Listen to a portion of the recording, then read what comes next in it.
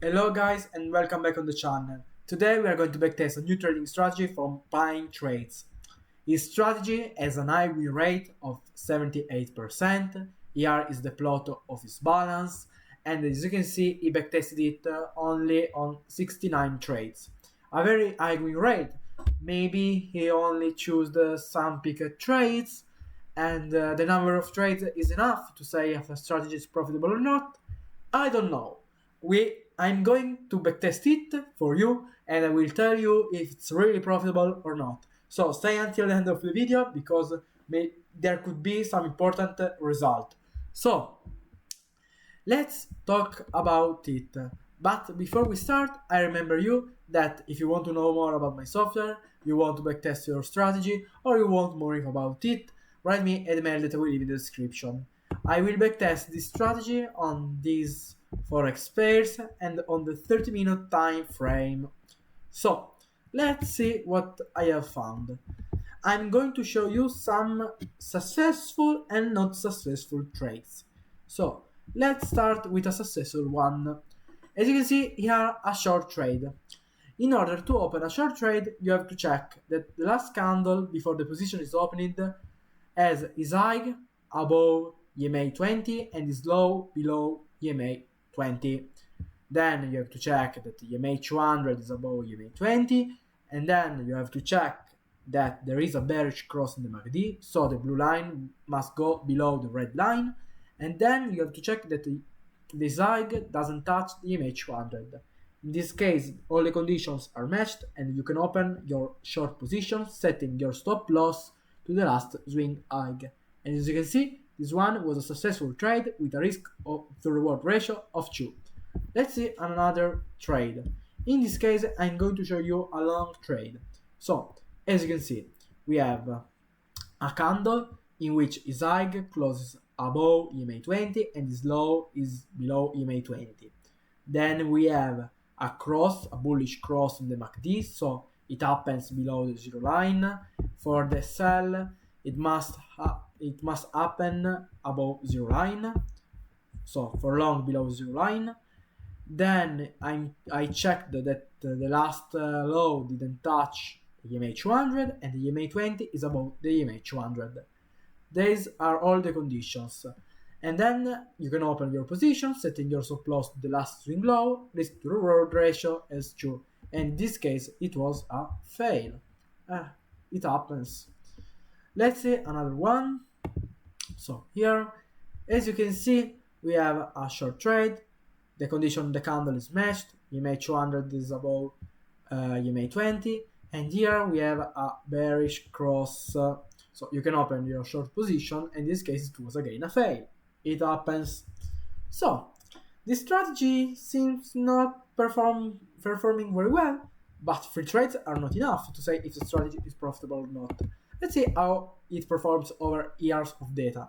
And as you can clearly see, the number talk. As you can see, we have an average success rate of 28%, and we backtested it on like 600 trades that they are like 10 times bigger than the ones he backtested. So we are pretty sure that this strategy is not so good. But what we can see now, there is one important thing we can see. Maybe by inverting the conditions we can have a better strategy. Let's try. I have already tried it for you and fire, yeah. As you can see, we have now an average success rate of 36%, but with commissions it didn't perform very well. And yeah, probably it's not the best strategy for a 2 to 1 risk to reward ratio. But wait a second, we still have statistical analysis to use and to improve the strategy. But for now, it performs well, not so well, but it has some potential. And he also had 11 trades fails in a row, and the successes in a row were 5. So let's see if we can improve it with statistical analysis. I have already downloaded all the trades, and the first thing I found is that it performs slightly better in buy rather than sell. And then the other thing I have found is that with a DMP and DMN crossover. So what are DMP and DMN? They are two sub-indicators of ADX. If you don't know what they are, check it on the internet. So what I have found, I have checked for a bullish DMP crossover, and I have found that if you have checked it in the last 2+2 4 candles, the new average success rate would have been 62.5%. And the same thing was not noticed in for short trades. So I'm only going to take into consideration long trades. So let's add these two criteria to our code. So let's add this one, and then let's add this one. And now let's run again the strategy, and let's see if we have improved it or not. Okay, as you can see, we have an average success rate of 62.5%, but the number of trades is very low, like 70 trades. They are surely not enough to say if your strategy is profitable or not. And the Gaussian distribution is not the correct distribution for the mean in this case, so don't take it into consideration. This is not a useful information. We should have used other distribution. So pay attention. When you have low number of trades, Gaussian distribution, it's not the correct one. But don't focus on it. Let's talk about it. Let's see. Let's rerun again the strategy for the purpose of the video on the test dataset.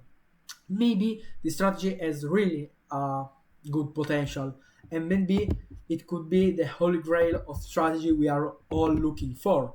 So let's run again the strategy and let's see if it is the one or not. Okay, as you can clearly see, only 4 trades on the test dataset. That's not good. Surely they are not enough to validate a result. We have an average success rate of 33%. That's still the confidence interval that we calculated before. But remember that this confidence interval is comes from this Gaussian distribution, so it's not correct, but it's still in the confidence interval anyway. So, in conclusion, yeah, I don't know how it cherry-picked these traits. I can say that. I have not found the same results of him. So, yeah, that's probably not. This is not the real win rate. Make your considerations. But I remember you that these are not financial advices. I'm not a financial advisor. This strategy may not perform well in the future, like did in the past. Trading is very dangerous, and I'm not responsible of any use of these strategies that I'm showing on this channel, in this video, and wherever you want. So, if you have enjoyed this content, leave a like, leave a comment, subscribe, and see you in the next video. Bye!